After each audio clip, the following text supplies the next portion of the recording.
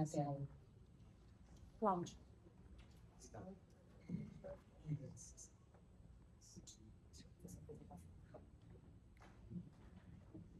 Bom, meu nome é Rosemary, eu faço parte de um grupo que fiscaliza a parte de legislação no Ministério do Trabalho, principalmente relativa a salário e jornada. Tá?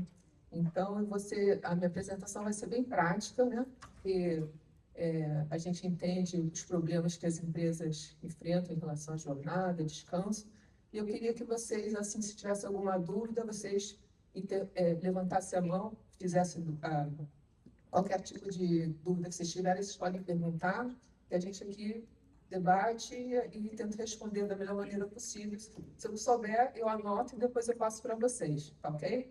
Então, eu quero que seja uma coisa assim, bem assim, um bate-papo, né? Vou apresentar, vocês se vocês tiverem dúvida, vocês podem falar que a gente discute aqui. Então, na fiscalização, nós temos dois tipos de fiscalização. A direta, aquela que o fiscal vai à empresa e entrega a notificação diretamente para a empresa, então ele vai lá pessoalmente, e temos a indireta, que é a notificação enviada pelo domicílio eletrônico trabalhista, comumente chamado de DET. Tá? Então, quando eu falo DET, quer dizer domicílio eletrônico trabalhista. Eu acho que todas as empresas que vocês trabalham já estão no DET, né? Se não tiver, é preocupante. Então, vocês têm que garantir que os e-mails que estão cadastrados no DET estejam realmente ativos. Por quê? Muitas vezes a gente notifica a empresa pelo DET e as empresas simplesmente não veem a notificação. E aí a gente tem que entrar, pegar os e-mails que estão cadastrados no DET e enviar um e-mail para a empresa, porque ela simplesmente não viu a notificação. E isso significa que a empresa pode ser autuada caso ela não responda essa notificação. E às vezes ela não viu ou não se importou, né, muitas vezes. Só que você tem um prazo de 15 dias para tomar ciência do DET. Se você não tomar ciência, a empresa já pode ser autuada. Tá? Então, é importante vocês estarem sempre verificando se os e-mails que vocês cadastraram no DET, eles estão ativos, e é bom sempre cadastrar mais de uma pessoa, porque às vezes a pessoa está de férias, está doente, e ela não vai abrir o e-mail, né? Então, é importante que os e-mails que vocês tenham cadastrado no DET estejam ativos e sejam mais de uma pessoa, tá? Porque, por exemplo, toda vez que eu emito as minhas notificações pelo DET, de 10% a 20% das empresas não olham a notificação. Aí, muitas vezes, eu tenho que entrar, pegar os e-mails que estão cadastrados no DET, mandar um e-mail para a empresa e falar, olha, você tem uma notificação, você tem que responder, porque tem um prazo para responder essa notificação. Então, como eu falei, se a empresa não entra no DET, não vê a notificação, não responde o e-mail, né, tem uma ciência tácita de 15 dias. Se a empresa, então, ficar muda, não falar nada, não responder nada, ela pode ser autuada por não apresentação de documentos. Tá? Então, é sempre importante vocês realmente atenderem a notificação do DET. Então, o que a empresa pode fazer lá no DET? Ela pode enviar os documentos que foram solicitados na notificação, pedir prazo. Às vezes, assim, ela fala, esse prazo eu não consigo atender a notificação, pode me dar mais um prazo? 5 dias, não sei o quê? Aí o fiscal vai analisar, pode dar ou não, mas geralmente ele dá. Tá? Claro que de acordo com o que foi pedido. E pode também pedir dispensa de algum documento. Por exemplo, às vezes a gente pega a relação de empregados afastados na empresa. Se a empresa não tem nenhum empregado afastado, ela vai pedir dispensa. Olha, essa planilha eu não vou te dar porque eu não tenho ninguém afastado. Ah, eu não tenho registrador eletrônico de ponto, então eu não vou enviar para você o arquivo eletrônico de ponto porque eu não tenho. Então, a empresa pede dispensa do documento e justifica por que ela não vai enviar aquele documento. Então, a empresa pode enviar os documentos, pedir prazo e pedir a dispensa de algum documento. Tá? Nenhuma dúvida até agora, gente? Então tá. Na fiscalização, a gente tem uma coisa chamada dupla visita, que é uma fiscalização orientadora, não a atuação. Quais são os critérios para a dupla visita? Quando tem leis novas, se alguma lei foi editada, for nova, a gente é obrigada a dar dupla visita para a empresa. Estabelecimentos recém-inaugurados, também é o caso. Empresas com até 10 empregados, também têm direito à dupla visita. Microempresa e empresas de pequeno porte. E quando se tratar de empregado doméstico. Então, nesses casos, a fiscalização, a primeira vez que for a empresa, vai ser meramente orientadora, não vai haver autuação. Só que tem alguns critérios para essa orientação, que a gente vai ver agora. Quais são as exceções? Se o fiscal for na empresa e encontrar empregado sem registro, aí tem autuação, porque o registro não pode ser simplesmente banalizado, esquecido, né? Então, o fiscal vai autuar o registro. Fraude, resistência, embaraça a fiscalização. O fiscal é proibido de entrar na empresa, ou então ele pede documento, a empresa não envia, ou então a empresa se recusa a dar informações para ele lá na hora. Então, isso também é motivo para não ter a dupla visita. E, por exemplo, a empresa já foi fiscalizada naquele atributo. Né? A segunda vez que a empresa é fiscalizada naquele atributo, ela já pode ser autuada. Tá? A primeira vez, ela é orientada. Agora, na segunda fiscalização, ou seja, tem uma reincidência, ela já pode ser autuada porque aí já não é mais dupla visita. Tá? E quando é encontrado trabalho na escravidão ou trabalho infantil, também é a autuação direta. Continuando aqui, as exceções da dupla visita. Se houver um acidente de trabalho fatal também, é a autuação direta. Risco grave iminente à saúde e à segurança do trabalhador. Por exemplo, a pessoa está caindo do andaime e o fiscal for lá e constatar essa condição, pode atuar também direto. Falta de pagamento de salário e retenção indevida de valores. No caso aqui, não é só salário, é o 13º também, tá? A empresa está com salário atrasado, 13º atrasado, aí quem pode ser autuado. E descumprimento de embargo ou interdição, tá? Então, ficou claro? Primeira visita para aquelas tipos de empresa é meramente orientadora. Mas se o fiscal encontrar algum desses requisitos na empresa, esses itens podem ser autuados de primeira, tá? Ou se for uma reincidência. Por exemplo, na primeira fiscalização, ele controlar excesso de jornada. Aí eu só orientou, falou, você acaba excesso de jornada, sem corrigir isso. Aí na segunda fiscalização, quando ele voltou lá, uma outra fiscalização, ele já pode autuar caso a empresa continue com excesso de jornada. Aí acabou a dupla visita, tá? Bom, as regras básicas de registro de ponto que a empresa é obrigada a ter, né? A partir de 20 empregados, é obrigada a ter registro de ponto. O intervalo ele pode ser pré-assinalado. Não é obrigatório o empregado marcar o intervalo, desde que essa pré-assinalação esteja no registro de ponto. Tanto no registro de ponto em PDF, né, como o registro de ponto eletrônico, como a gente vai ver. Tá? Então, está nos dois lados. E o ponto britânico ele é considerado inválido, então a gente tem que tomar sempre cuidado em orientar o empregado para realmente marcar, principalmente no ponto manual, né? O eletrônico tem esse problema, mas no ponto manual, muitas vezes o empregado marca 9 às 5, 9 às 5, 9 às 5, 9 às 5, né? 9 às 6, 9 às 6. Ele não marca realmente o ponto que o horário que ele realmente está chegando ou saindo da empresa. Bom, nós temos ainda 3 tipos de registro de ponto. Nas grandes empresas, o mais comum é o eletrônico, porque é muito trabalhoso você considerar uma empresa, às vezes, 200, 300 empregados, e pegar a folha de ponto e ter que fazer tudo na mão, né? Então, nós ainda temos o manual, folha de ponto, muito comum nas empresas pequenas.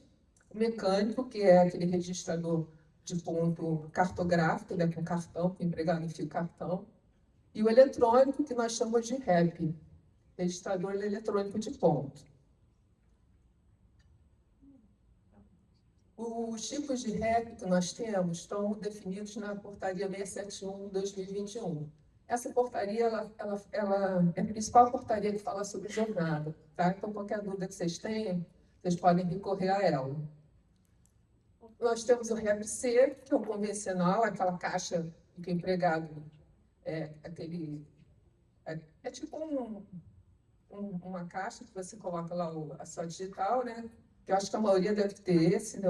O REP-C, e aí ele consegue marcar exatamente o horário do empregado. Temos o REP-A, que só pode ser feito por acordo ou convenção coletiva. Então, tem que estar exposto na convenção ou no acordo coletivo para a empresa poder usar esse tipo de REP. Tá? Se não tiver acordo ou convenção coletiva, ele não pode usar o REP-A. O REP-A, basicamente, é um coletor, tipo um tablet, um celular, um computador em que o empregado marca a entrada e a saída, e esses dados são coletados posteriormente pela empresa para gerar o relatório de ponto e o arquivo de ponto. Já o REP-P é um pouco parecido com o REP-A, só que ele é mais robusto. É um programa simplesmente feito para controlar o ponto. Ele não é usado, é só usado para marcação do ponto. Então, é um sistema mais robusto, mais seguro, tá? E ele não precisa de acordo ou convenção. E todos têm que gerar o arquivo eletrônico AEJ, que a gente sempre pede nas nossas fiscalizações, e o espelho de ponto, que é o relatório de ponto, que o empregado vai ter também o direito a receber ou consultar, e tem que ter o ATTR, que é o atestado técnico em termos de atestado técnico em termos de responsabilidade. Bom, como eu falei, qual a diferença do REP-A e do REP-P? O REP-A ele funciona em tablets, celulares e computadores. É simplesmente um equipamento que permite que o empregado marque ponto, né? E a empresa coleta esses dados e gera lá o seu relatório de ponto. O REP-P não, é um sistema exclusivo para marcação de ponto, e ele geralmente tem mais segurança, né? E emite também os comprovantes para o empregado e tudo mais. É só para você saber a diferença entre os tipos de REP, e a empresa vai escolher qual o melhor tipo que se adequa ao seu caso. Bom, nós temos também o ponto por exceção. Muitas vezes na convenção coletiva vem falando sobre o ponto por exceção. O ponto por exceção, ele não é um tipo de REP. Ele é uma forma de marcação do ponto pelo empregado. A empresa pode optar que simplesmente o empregado não marque entrada e saída, e marque simplesmente só os atrasos, horas extras e faltas. Tá? Então, por exemplo, se o empregado já chega às 9 e sai às 6 da tarde, ele não vai precisar marcar isso diariamente. Ele só vai marcar se fizer hora extra, atraso ou faltar. Você vai ficar registrado no ponto isso. Tá? Mas só que isso precisa de autorização em convenção coletiva, acordo coletivo ou acordo individual. Se você não tiver essa autorização, você não pode usar esse ponto por exceção. E qualquer tipo de ponto que a empresa tenha, manual, cartão de ponto ou REP, pode usar esse tipo por exceção. Mas desde que esteja autorizado realmente em convenção coletiva, acordo coletivo ou acordo individual. Tá bom? A marcação de ponto digital, ela se enquadra no REP-A? Marcação de ponto digital? Sim. O REP-A é um registrador eletrônico, só que é uma coisa mais simples que a empresa às vezes utiliza em tablet, celular, né? Aquele que a gente disponibiliza para o colaborador marcar no celular, por exemplo, de acordo com a localização. Esse se enquadraria no REP-A? Não, aí você tem que ver com o desenvolvedor, né? Qual o tipo de REP que ele desenvolveu, se é REP-A ou REP-P, porque o REP-P também pode ser feito também em celular e tudo, mas ele é uma coisa mais elaborada, entendeu? É um programa específico para isso. Às vezes o REP-A ele é só para coletar a entrada e a saída, mas ele não trata muito o ponto em si, entendeu? Então tem que ver com o desenvolvedor do equipamento, se é happy hour ou happy pay. Ele vai te dizer, ele vai te dar o atestado técnico, dizendo se é happy hour ou happy pay. Tá bom? Obrigada. O importante, assim, é ter um dos 3 tipos de REP, ou qualquer outro tipo de registro de ponto, né? É indiferente para a empresa se é REP-C, REP-A, REP-B, desde que todos emitam os mesmos relatórios, os mesmos arquivos, é indiferente, tá? Porque todos vão emitir a mesma coisa. Bom, trabalho aos domingos, né? Que é uma coisa muito falada atualmente, né? A regra geral é, se trabalhar domingo, tem que ter uma folga compensatória, né? Ou então tem que ser pago em dobro. Então, essa é a regra geral.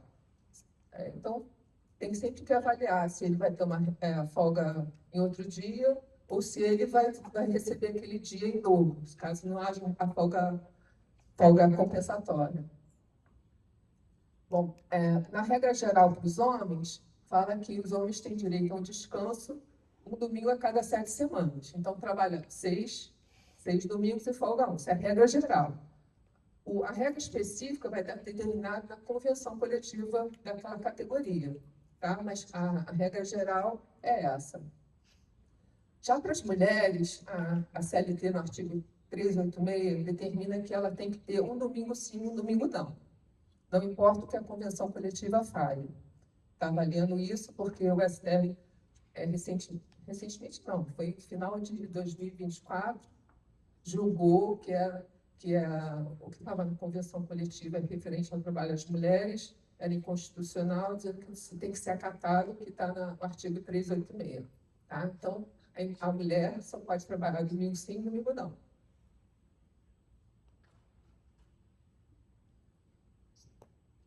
Bom, especificamente para os domingos nos hotéis, recentemente, né, em fevereiro, o Ministério Público chamou o Sindicato dos Hotéis para fazer um aditivo referente ao trabalho aos domingos, porque estava especificando que as mulheres também podiam trabalhar um domingo por mês, tinha que ter uma folga de domingo por mês. Então, agora, com esse aditivo, que foi em 13 de fevereiro de 2026, eles corrigiram essa cláusula. E os homens também vão ter que ter um domingo a cada 3 semanas, e as mulheres um domingo sim, um domingo não. Então, essa é a regra que vale para os hotéis. Tá? Está na convenção coletiva, no aditivo que foi agora lançado em 13 de fevereiro de 2026. Tá? E é isso que a fiscalização vai olhar. Bom, no dia a dia, quando a gente fiscaliza a jornada, quais são as irregularidades que mais a gente verifica? Excesso diário de jornada, né? Acima de 2 horas acima de 2 horas extras, excesso semanal. O excesso semanal é o seguinte, o empregado trabalha 44 horas semanais. Então, a gente especifica que ele pode fazer 12 horas extras. Então, 44 mais 12 dá 56. Então, ele poderia, a princípio, trabalhar 56 horas semanais dentro da lei. Se ele ultrapassar 56 horas acima desse limite, então ele já tem o excesso de jornada semanal também, não só diária, mas semanal. Tá? Não conceder intervalo interjornada de 11 horas e o descanso semanal remunerado também. A cada 6 dias de trabalho, ele tem que ter uma folga. Então, ele trabalha 6 dias, folga 1. 6 dias, folga 1. Então, essa constância da escala tem que ser respeitada. O que a gente às vezes encontra, muitas vezes, o empregado trabalha 10 dias, aí tem uma folga. A folga, então, é a cada 6 dias de trabalho, uma folga.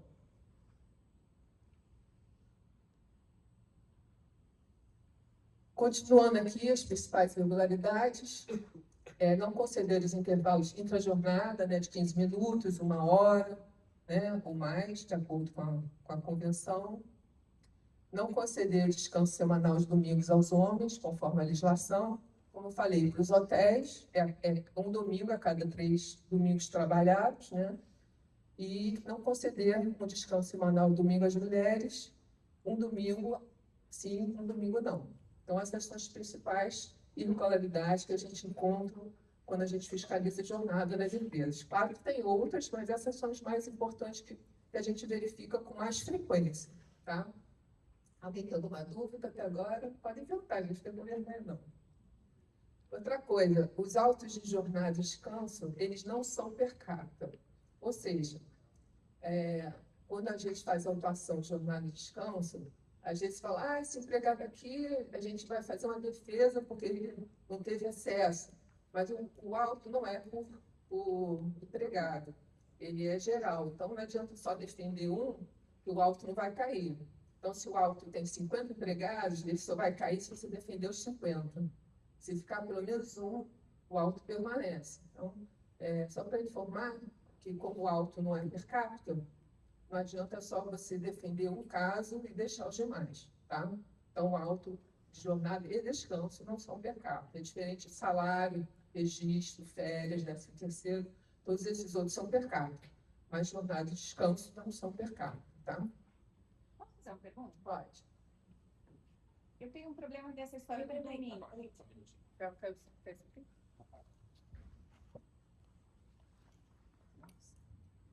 Às vezes acontece que a mulher é um domingo sim, um domingo não. Sim. Mas, de repente, a mulher precisa do domingo que é o sim. Como que a gente troca isso? Porque, assim, antigamente a gente trocava isso fácil, né?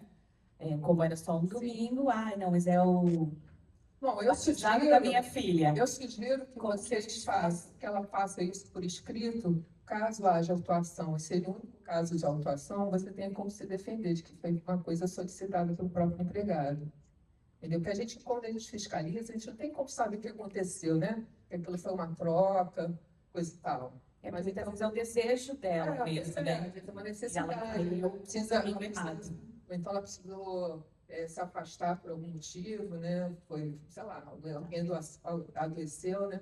Então, eu sugiro que você faça, ela peça por escrito, né? Você deixe isso arquivado. E caso, se haja uma autuação só por esse caso específico, você teria como se defender, né? Tem uma exceção. Mas a gente, na fiscalização, a gente não tem como saber dessas exceções, tá bom? Mais alguma dúvida?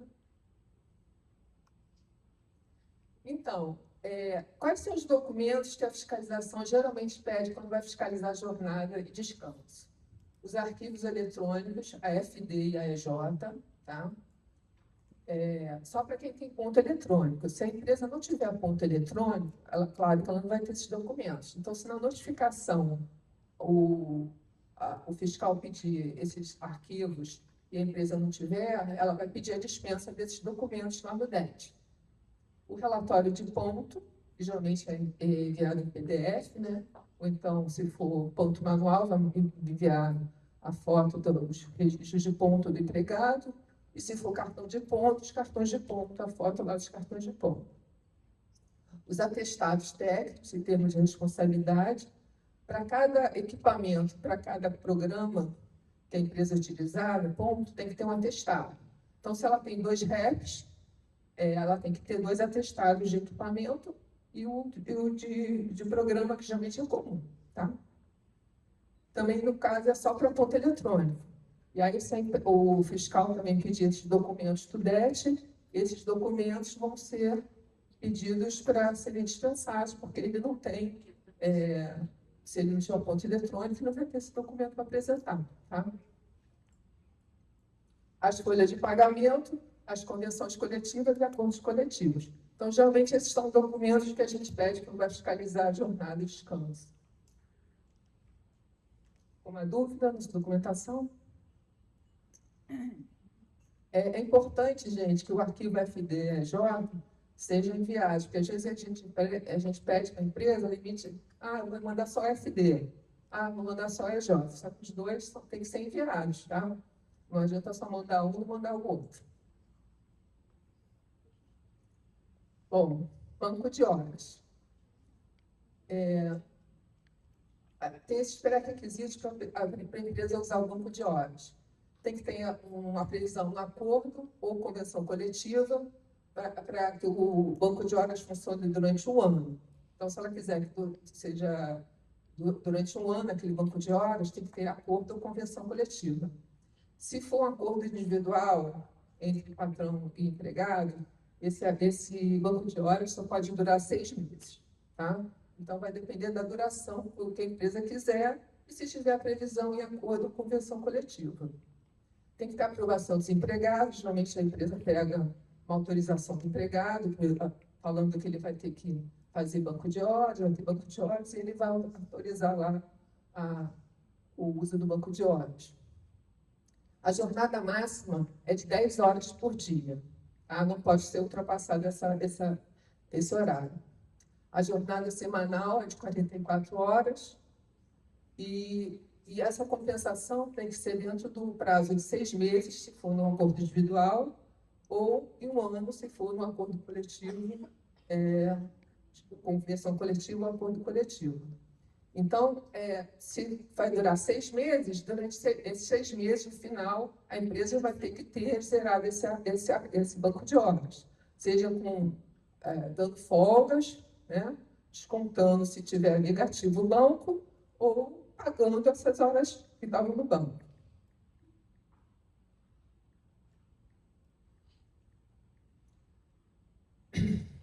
A empresa tem que ter um relatório de banco de horas, né? Mensalmente ela vai ver todo o crédito e débito que o empregado teve no registro de ponto e vai ter esse controle no banco de horas.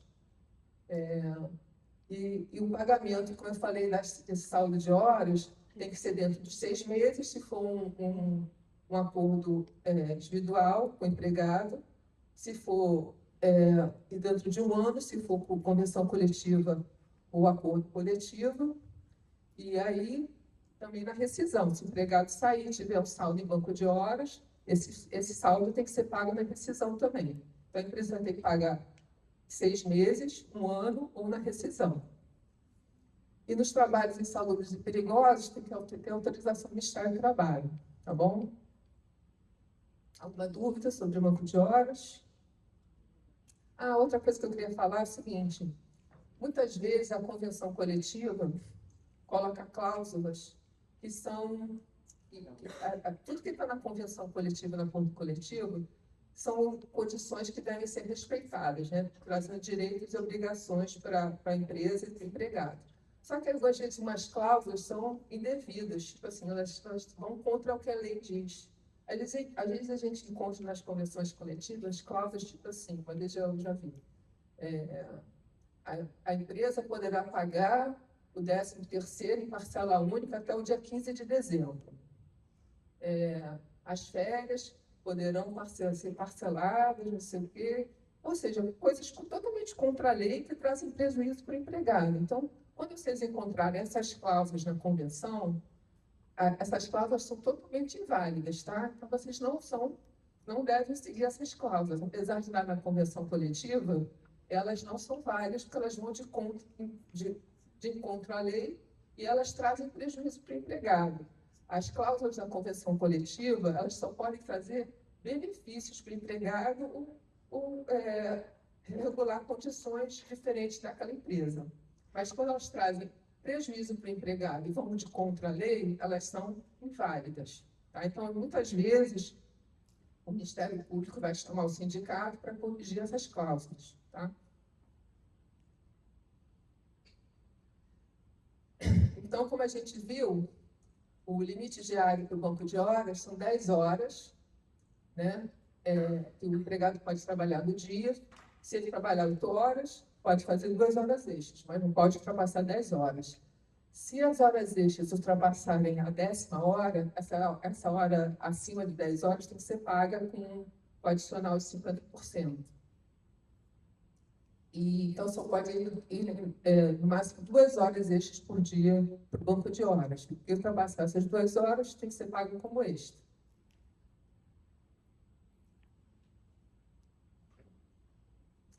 A compensação tem que ser feita com folgas extras no prazo de 1 ano, 6 meses, ou pagas na rescisão. Tá? E o trabalhador tem direito a acompanhar esse saldo de horas através de relatório de banco de horas, que a empresa também tem que ter esse relatório para a gente saber, mês a mês, tudo que o empregado tem de crédito e de débito. Esse relatório Na fiscalização também pode ser pedido, caso o fiscal esteja fiscalizando o banco de horas.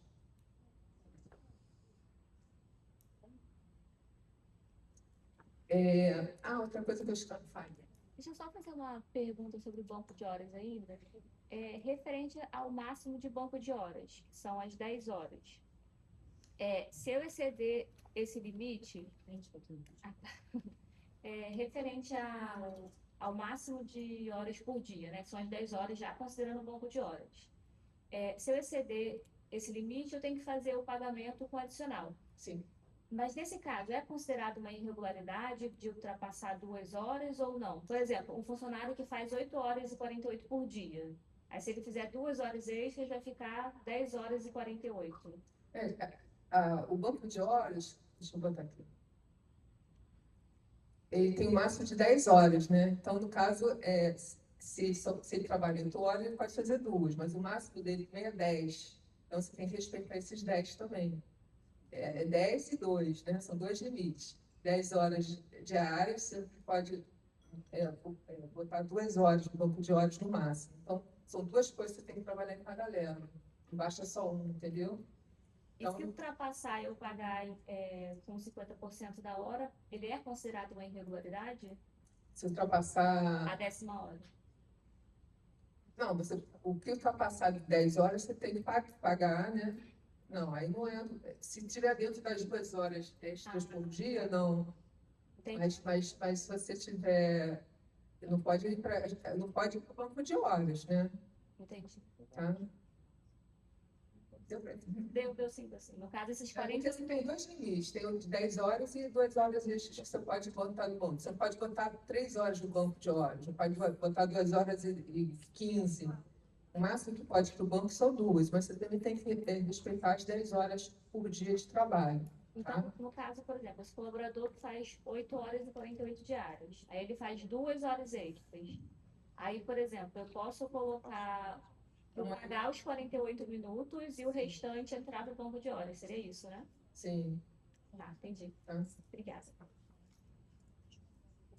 Alguma dúvida sobre banco de horas? Outra coisa, a jurisprudência, como tem esses limites de 10 horas e 2 horas, a jurisprudência não aceita que haja banco de horas para jornadas 12 por 36. Por quê? Jornada 12 por 36 já são 12 horas de trabalho. Então, a gente às vezes encontra muita empresa indo com jornadas 12 por 36, colocando o banco de horas para esses empregados. Então, isso não é possível, porque é uma limitação na própria definição de banco de horas, de 10 horas diárias de trabalho. Então, uma pessoa que já trabalha 12 horas, ela não vai trabalhar 12, 14, 15 horas e ainda vir para o banco de horas, tá? Então, não é aceito pela jurisprudência, apesar da lei não deixar explícito, mas a jurisprudência não aceita banco de horas para jornadas de 12 horas por 36, tá?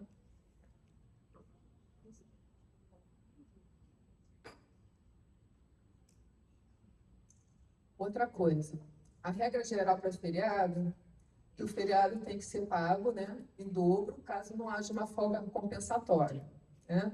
Então, essa é a regra geral. Só que, se a convenção coletiva, o acordo coletivo, né, a convenção coletiva prevê esse banco de horas para feriados, aí a empresa pode botar o feriado no banco de horas também, mas a convenção coletiva tem que autorizar esse tipo de coisa. Então, simplesmente, se a convenção coletiva nada falar sobre isso, o feriado tem que ser pago em dobro ou compensado. Ele não pode banco de horas, tá? Então, tem sempre que olhar na convenção coletiva se há esse tipo de autorização por parte do sindicato. E aí, se houver, a convenção também vai terminar, se vai, cada hora de feriado vai ser uma hora normal, você vai ter que ir como em dobro. Geralmente, na convenção coletiva, informa qual tipo de percentual, se vai ter percentual a mais, ou se pode ir para cada hora trabalhada no feriado e para o banco de horas como uma hora normal também, tá?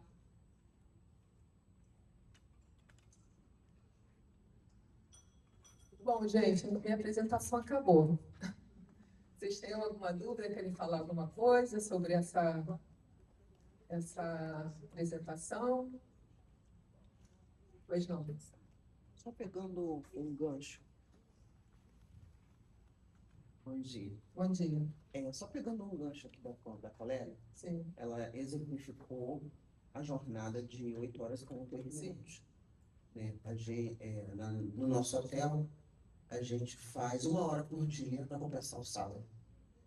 E aí a nossa dúvida é, o trabalhador só pode ficar 10 horas dentro Sim. da empresa. Então, ele já fica 9 horas por conta da compensação. Uhum. E Aí, no caso, pode ir 1 hora para o banco de horas. só 1 hora, né? Sim. O que ultrapassar paga pode ser. Porque você pode ter o máximo de 10 horas trabalhadas no dia, né? Exato. Entendeu? Beleza. Posso fazer mais uma pergunta? Sim. Em relação às horas negativas, Como assim? as horas que o empregado estiver devendo no banco de horas. Não, bom, vai negativo também é da mesma forma, né? Isso aí realmente é uma pergunta que não está na legislação, mas geralmente você pode descontar o que ultrapassar 2 horas, mas entendeu? Na legislação não especifica muito sobre as horas negativas, né? Sim. Sim, somente sobre as horas positivas. Exato. Mas aí, no caso, aí fica a critério então, um pouco da empresa também, porque ele pode descontar diretamente na folha salarial ou então Na rescisão de contrato. isso. Perfeito. Tá ótimo. Obrigado. Porque se você, o empregado descontando diretamente na folha salarial mensalmente, é prejuízo. Então, pode ser que vá mais, se for mais banco de horas negativo, né? Não vai trazer prejuízo para o empregado, né? Sim. E aí ele tem direito ainda de tentar compensar pelas horas negativas que ele trabalhou. É o que a gente está tentando administrar com os gestores. Sim, Eles colocarem o pessoal para trabalhar um pouco mais para compensar as negativas, que Sim. nada mais são dos atrasos, sim, que as sim. faltas a gente já desconta. É muito comum também as empresas fazer aquela coisa, compensar antes de botar no banco de horas, as horas positivas com as negativas. Entendeu? Por exemplo, diária, ele fez, digamos, 3 horas extras, mas atrasou 1 hora, então vai 2, entendeu? Mas não ir mais do que 2 horas extras para o banco de horas, Perfeito. Tá. entendeu? Porque é muito comum a empresa fazer essa compensação no próprio dia. Horas positivas por horas negativas, e o que sobrar vai para o banco de horas. Perfeito. Tá bom? Tá ótimo. Obrigado.